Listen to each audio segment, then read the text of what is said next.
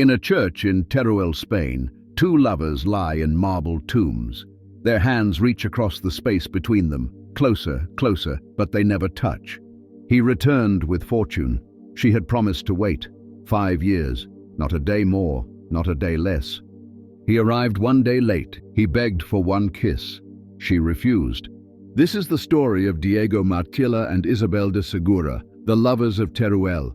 The year is 1217. Spain is a land divided by the Reconquista, Christian kingdoms slowly reclaiming territory from Muslim Al-Andalus.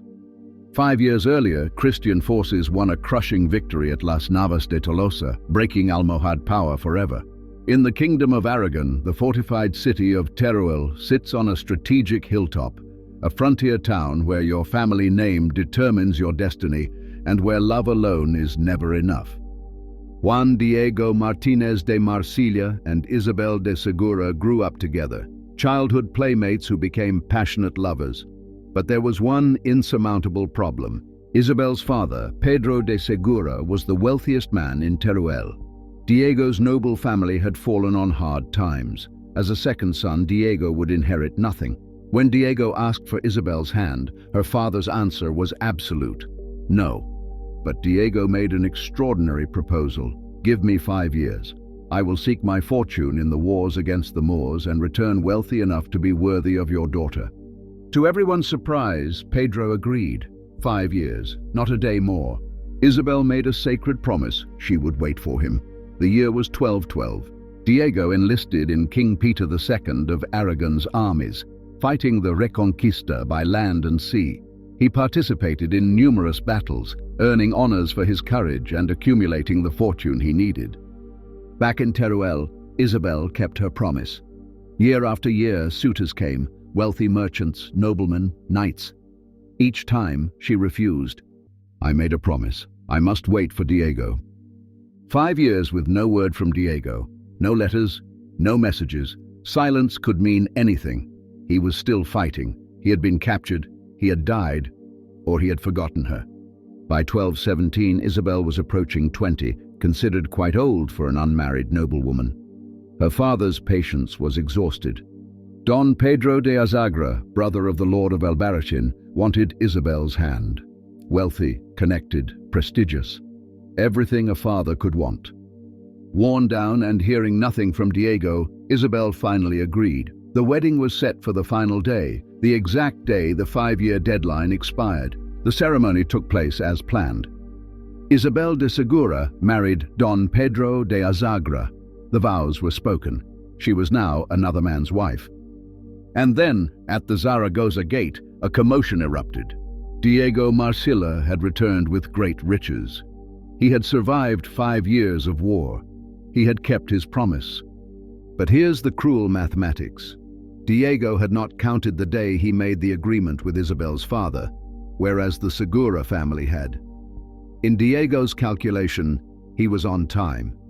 In Pedro de Segura's calculation, he was 1 day late, 1 single day. That night, Diego made a desperate choice. He had to see her one last time. According to the legend, Diego secretly entered the bedroom where Isabel slept beside her new husband. He gently woke her. Diego looked at her with desperate eyes. Besame que me muero. Kiss me, for I am dying. Think about her position. The man she has loved for 5 years, the man she waited for, refused countless suitors for. He is here. He is begging for one kiss. He is dying. But she took sacred vows before God today. She is another man's wife. Isabel refused. No quiera Dios que yo falte a mi marido. God would not wish me to deceive my husband. Diego begged a second time. She begged him, for the love of Christ, I beg you to find another woman. Do not count on me. With a deep sigh, unable to bear the separation from his beloved, Diego died at Isabel's feet.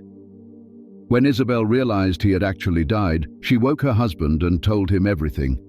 Fearing blame, they secretly moved Diego's body to the church of San Pedro.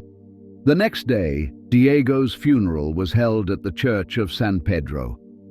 The town gathered to mourn the young warrior who had died on the very night of his return. And then, in the middle of the ceremony, a woman in mourning approached the coffin. It was Isabel, still wearing her wedding dress from the day before. She had refused him in life, kept her vows, honored her duty. But now, she placed a kiss on the man whom she had refused in life, and in doing so, Isabel died, falling prostrate on the body of the man whom she loved. Isabel's husband, married to her for less than 24 hours, and both families asked that Diego and Isabel be buried side by side so they could finally be together in death. For over 3 centuries, the tale was passed down.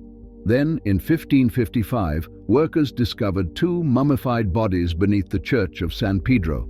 The town immediately believed these were Diego and Isabel. Modern historians debate whether the story is literal history or romantic legend, but true or not, it captured something universal.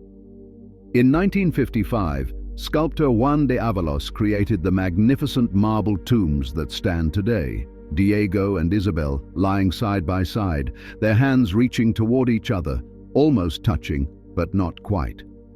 Every February, Teruel hosts a festival reenacting their story. Hundreds of thousands visit their tomb each year. Diego returned one day too late. Isabel kept her vows to the end. Both died of heartbreak within hours of each other.